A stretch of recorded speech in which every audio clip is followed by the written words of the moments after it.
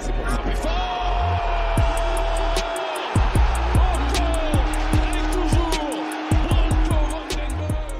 Nos vieux se déplaçaient en Alsace ce week-end pour affronter le Racing Club de Strasbourg. Pas loin de 80 Toulousains qui sont montés, Clément. Moi, entre 80 et 100, je dirais. Je crois qu'ils ont sorti le chiffre officiel de 80. J'ai vu 80, ouais, mais... Beau parcage, quand même. Ouais, beau parcage. De la télé, c'était sympa. Ouais. Bah, j'ai regardé le dernier parcage à Strasbourg. Il y avait une photo sur Twitter où ils étaient que 2.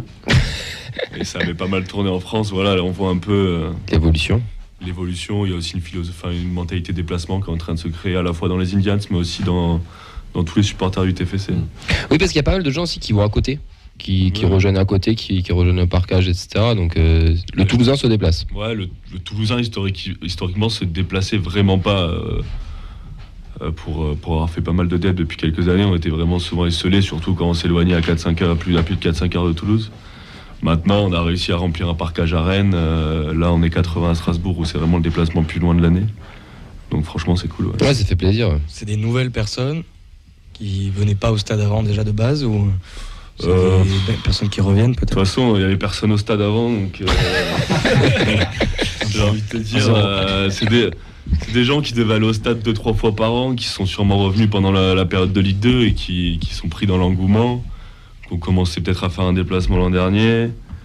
Puis on a eu la chance aussi l'an dernier de gagner à beaucoup de déplacements. Et puis quand tu gagnes, tu fais des gros parcages, t'as envie de... Et au-delà de la victoire, je pense qu'il y a le vrai travail des Indians qui font depuis maintenant 3 ans, c'est ça, qui est énorme. Et je pense qu'il y a peut-être le club qui contribue à ça et les résultats sportifs, mais il y a aussi le travail qu'ils font à côté qui permet aux gens de venir plus seulement que pour le résultat, mais aussi pour la tribune. Et ça, je pense que c'est pour ça que les gens viennent aussi. Ouais, puis plus facilement aussi, plus de 1000 cartés aussi, les infos qui passent bien, les tarifs qui sont quand même accessibles aussi, donc c'est vrai que ça permet de bouger, donc c'est cool. C'est cool. En tout cas, bravo, parce que faut y aller là-bas. Faut y aller. 12 heures sans pause, c'est ça ? Ouais, on est parti quoi. Je me souviens pas, mais en tout cas on est rentré le lundi à 7h du matin, donc pour ceux qui t'a fait... Ouais, compliqué d'enchaîner. Ouais, puis on voit qu'il y a des jeunes qui habitent pas très loin du lieu de déplacement, qu'il y a genre des Toulousains qui sont d'origine mais qui habitent qui auraient pu habiter à Mulhouse ou comme ça, et des mecs ils y vont. Ouais.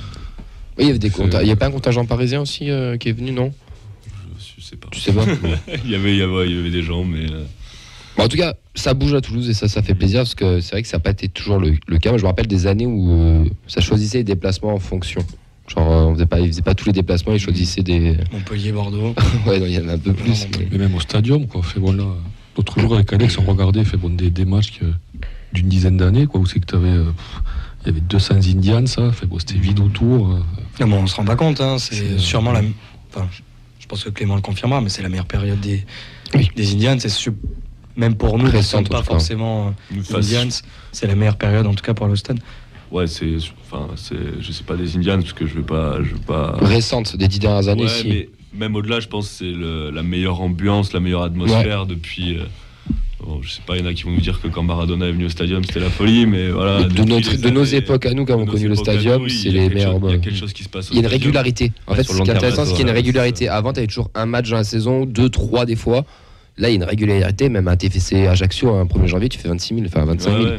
Ça, il y a... Même le match de coupe. Il y a 4 ans, tu faisais 3 000. Tu fais 19 000, t'as un virage quasi plein, s'il n'est pas plein. Pour un match, un 16e de finale de Coupe de France, alors qu'il fait 0 degré. Les matchs de coupe, moi je me rappelle, t'étais en virage, on t'a envoyé en tribune latérale. C'est vrai. 2 virages fermés, on était quoi, 4-5 000, 6 000. Non, mais il y a vraiment quelque chose qui s'est créé autour du virage, quoi, parce que... Moi, quand j'étais plus jeune, je sais que souvent les gens qui n'étaient pas là pour chanter ou qui étaient là pour regarder le match, ils allaient en honneur sud. Et là, les premières tribunes qui sont prises d'assaut, c'est le virage. C'est le virage. Et même en honneur sud, ça commence à chanter, donc pour te dire.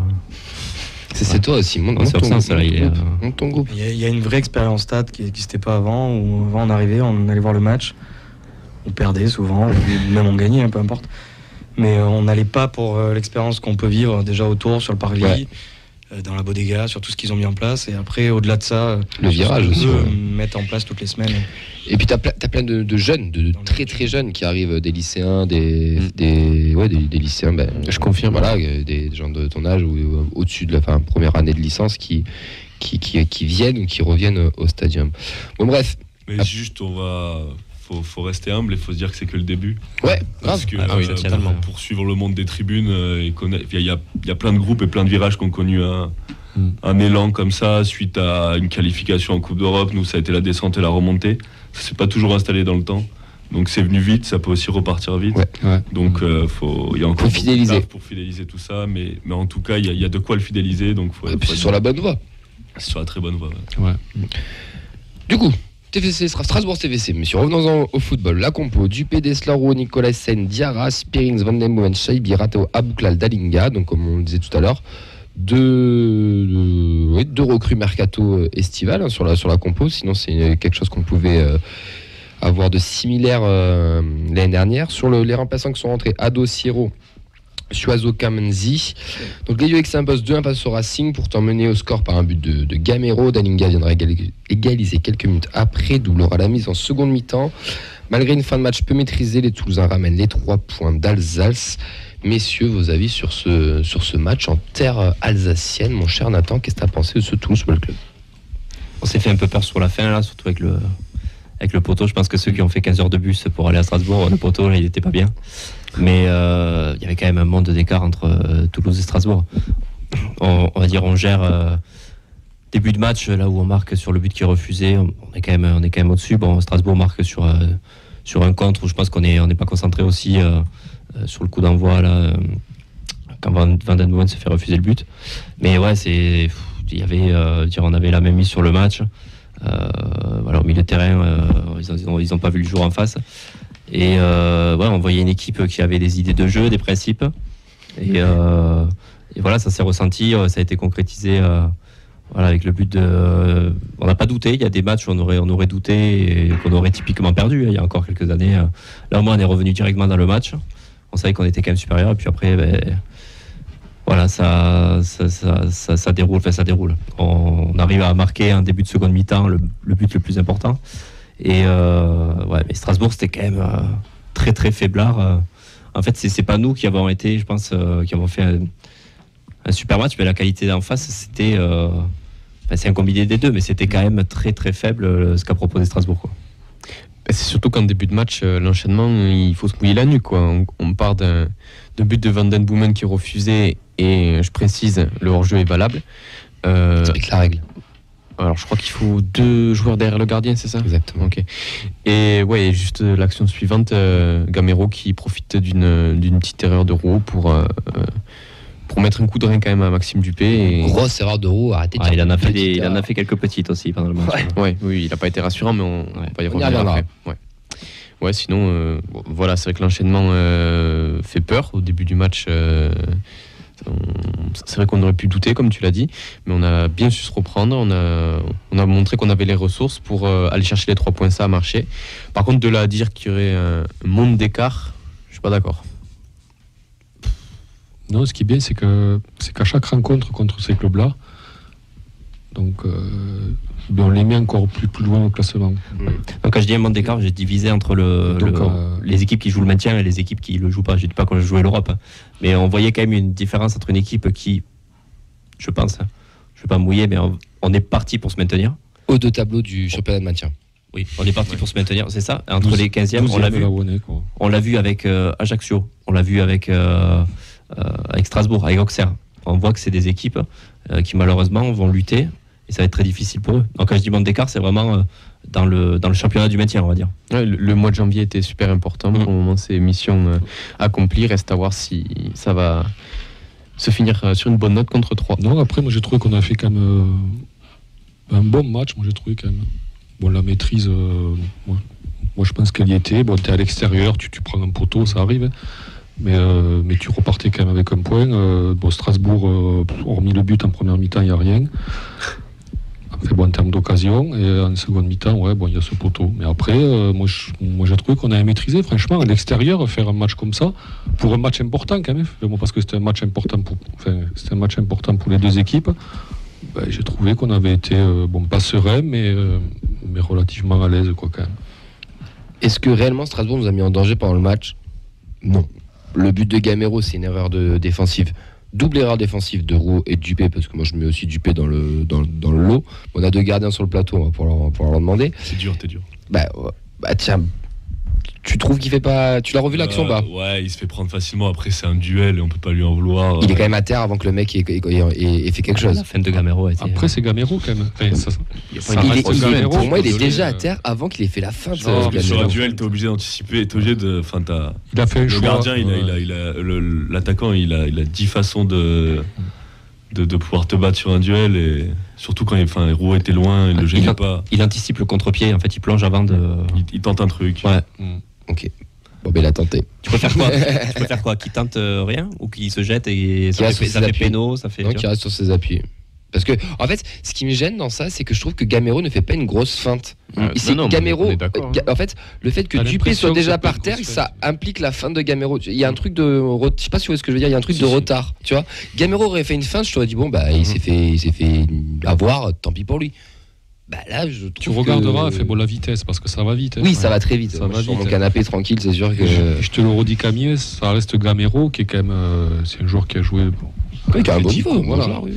Et il y a un petit geste de son pied là, de sa jambe, qui peut faire croire à Dupé que ça. Seconde mi-temps, tu veux dire? On va. Il y avait un petit geste du pied. Non, après, moi j'aimerais aussi dire quand même qu'on reste quand même sur nos principes de jeu, quoi qu'il arrive, c'est-à-dire qu'on on se déplace en 4-3-3. On joue. On prend un but, et on continue à jouer. On marque, on continue à jouer. Moi je trouve que c'est bien ce que fait Montagnier en ce moment. J'ai des réactions sur Facebook Live sur ce but déjà pour Bernard. Rouault 100% responsable, il estime. Après je suis assez d'accord sur Dupé que c'est compliqué ce qu'il peut faire là. Parce que là on a l'équipe technique en train de revisionner le but. C'est la VAR. Non, c'est surtout on le voit pas de suite, mais Nicolas Hyssen met une petite poussette dans le dos de Gamero. Il donne de l'air. C'est à ce moment-là que Maxime Dupé plonge, donc je pense qu'il s'attend à ce qu'effectivement il lui mette le contre-pied, mais Gamero est poussé dans le dos et il est poussé dans son élan et Dupé est déjà parti, quoi. C'est dur de lui en vouloir sur ça, Dupé jusqu'à l'an dernier, il était aux fraises sur tous les pénaltys. Cette année il y a des stats exceptionnels, voilà, c'est. Tu peux pas être bon partout, sinon il serait trou en plus. Il se trouve pas. C'est pile ou face, face à face comme ça. Quand on vient de parler de ce qu'a fait Dupé sur ce face à face, c'est qu'on est bien quand même. C'est ça notre problème actuel. Non mais oui voilà, moi je n'en veux pas. Dupé, il cherche des trucs. Non mais il fait une très belle saison, mais je trouve que Rouault est fautif. Mais il n'y a pas que Rouault. Je trouve que Dupé a sa part de responsabilité dans le but. C'est juste ça. Je dis pas qu'il faut changer Dupé et installer Hogg, Rest ou je sais pas qui. Je dis juste que pour moi, bon voilà. Mais comme tu dis, il a tenté un coup. Allez, je te la prends et tant pis. Un Racing quand même assez faible, moi j'ai trouvé. Je te rejoins, je trouve qu'on se déplace avec nos moyens, mais un Racing quand même faible. Max, t'as vu le match ou pas? Enfin, c'est ça à penser parce que on a reçu un mec qui nous disait on va droit vers la D2 et j'étais là en mode quand même. Enfin, sur le papier ils ont une belle équipe et quand tu les vois jouer, oui, alors il y a sûrement un manque de confiance et on verra s'ils arrivent à enchaîner les matchs positifs. Pour l'instant, c'est pas le cas. Je suis pas fan de dire que eux ont fait un mauvais match. Je préfère valoriser notre match à nous, parce que si eux font un mauvais match, c'est que les 11 mecs, voire plus, ont réussi leur match derrière. J'aimerais bien appuyer sur le fait que, et j'ai encore vu une stat, Spearing a été monstrueux. Oui. Il est en récupération de tous les ballons.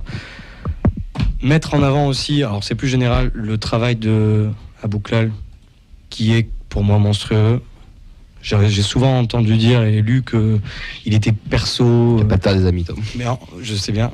Mais en fait, pour jouer au football aussi, on se rend compte que ces joueurs-là, on en a besoin. C'est des personnes qui font remonter le bloc, qui font en sorte que le milieu de terrain soit plus haut, que des mecs comme Van den Bomen soient plus hauts. Et on a besoin de ces joueurs-là. En plus, il est décisif, mais au-delà de ça, il fait monter tout le bloc et mine de rien, ça soulage tout le monde. J'aimerais qu'on parle de Spearings. Tu as commencé à entamer Spearings. Bon, pour ceux qui ont vu les notes de l'équipe, il y a une grosse blagounette, mais les mecs ne regardent pas les matchs, donc ça commence un petit peu à se voir. C'est Rouault qui a une meilleure note que Spearings. Rouault a un 6 et Spearings a un 4 ou un 5. Après, c'est le rôle du numéro 6, comme ça, devant la défense, qui est hyper ingrat au niveau média. Ouais. Après, ils ont peut-être confondu les deux. Non, mais au bout d'un moment, Spearings, ils l'ont quand même mis dans les flops de mi-saison aussi en début d'année ou de 10 premières journées. C'est quand même un rôle ingrat, c'est un mec de l'ombre, tout ce que tu veux. Et sur le terrain, et moi ça fait 2 ans qu'on le dit ici, Si tu n'as pas ce mec, tu n'as pas d'équilibre. Si ton 4-3-3 est aussi bon, c'est parce que tu as un mec comme lui. Si Van Den Boomen est aussi bon, c'est parce que tu as un mec aussi qui est derrière qui ratisse. Et quand tu vois les stats qu'il a, alors je suis pas un grand fan de stats, mais celle-là, je trouve qu'elles ont quand même de la valeur. Il est dans le top 10 des contre-pressing, il est dans le top 10 des ballons des 6 qui récupèrent le plus de ballons en Europe. Enfin, au bout d'un moment, c'est que le mec, il est pas si mauvais que ça quand même. Et tu le vois, le nombre de ballons qu'il récupère, et moi je trouve que celle-là est le plus importante, dans la moitié de terrain adverse. Parce qu'un 6 qui récupère des ballons devant sa surface, c'est-à-dire que tu as un bloc bas, c'est que c'est pas bon. Mais quand tu récupères des ballons dans la moitié adverse, c'est que tu as quand même des mecs qui vont chercher haut. Et quand ton 6 ratisse comme ça, putain, c'est que c'est quand même intéressant. Après, c'est pas Van Den Boomen, il va pas tenter des grandes transversales ou changer le jeu et pas trop dicter le tempo. Mais lui, son rôle, c'est de prendre des ballons, de les donner à VDB et après, on y retourne.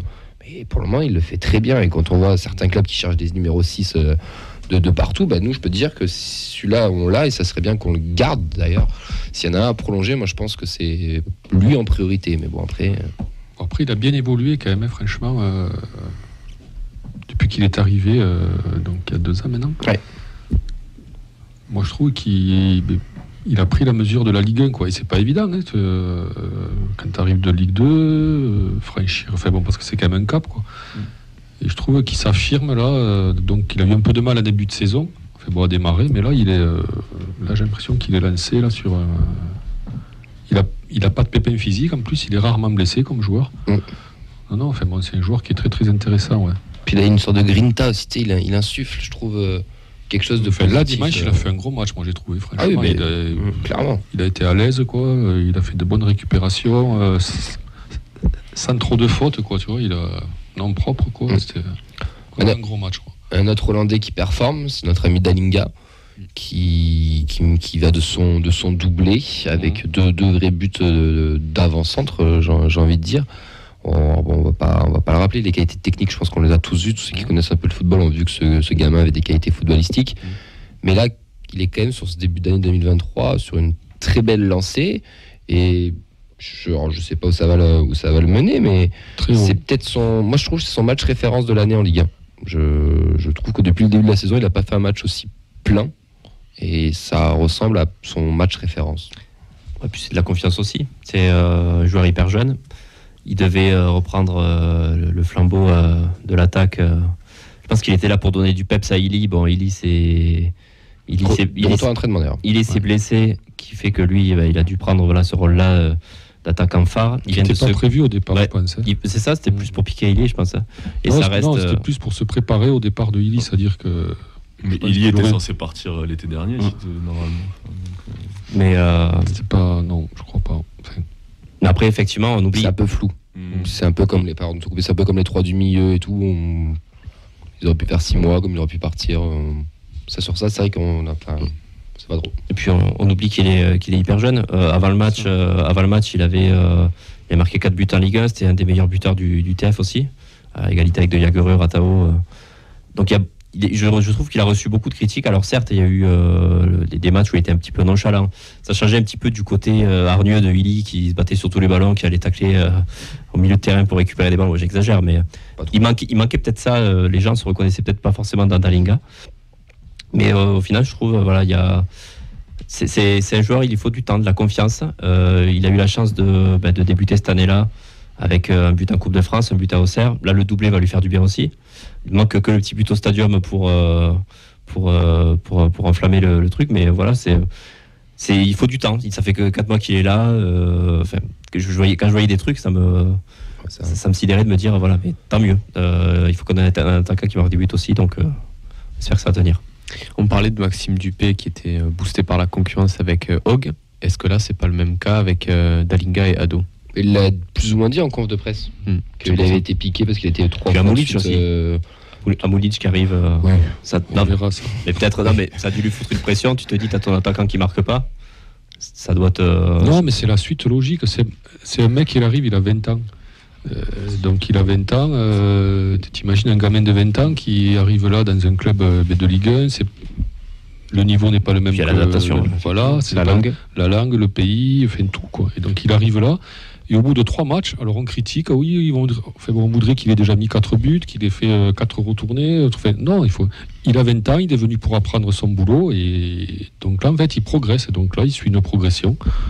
Donc, c'est bien, quoi. C'est le principe de l'attaquant de pointe, malheureusement, où il va être jugé seulement sur ses buts.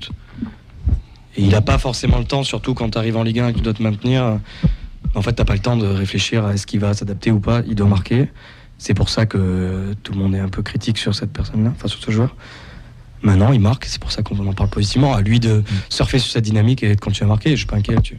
Surtout, pour moi, il sera bon si collectivement on est bon derrière. Parce que c'est la finalité du jeu collectif du TF, en fait. Il a marqué 2 buts le second but, comme tu dis. Parce que quand tu vois, c'est la finalité d'une belle action collective où on a la recherche des ailiers. Enfin, c'est toujours le même système. Mais après, quand tu es attaquant, tu peux vite passer d'un match où on va dire que tu es transparent, mais il suffit que tu marques un but et de suite, on dit que c'est un bon match. C'est la difficulté de ce poste. Plusieurs réactions sur les réseaux justement à ce propos de Dalinga. Là, Cédric qui souligne le fait qu'enfin on marque de la tête. C'est vrai que ça fait un petit moment au final. C'est le premier. Là, Bernard qui nous dit vous verrez que dans un an on viendra nous le chercher. Qui à son âge marque autant. Dimitri sur Twitch qui souligne le match moyen mais la victoire est là avec 2 buts d'Alinga qui font plaisir et qui espère vraiment que sa saison est lancée. Voilà. Et globalement positif. Après on fera le retour je pense sur le match. Tu veux que j'enchaîne maintenant ? Le retour sur les réseaux, sur le match de manière générale. Alors je remonte un peu. Excusez-moi. On a Cédric. Donc match maîtrisé dans son ensemble. Il faut espérer le déclic pour la Liga qui commence à enchaîner les buts. On en parlait justement. Pour Bernard, match maîtrisé, dominé par notre milieu et efficacité devant. Jamais je n'ai eu peur dans le match, sinon dans les arrêts de jeu. Comme tout le monde, j'ai envie de dire. Un Ratao aussi qui était bon. Ratao qui était bon, même si j'étais véhément avec lui. Je ne vais pas vous mentir, sur le deuxième but, pour moi, il doit la lâcher bien avant.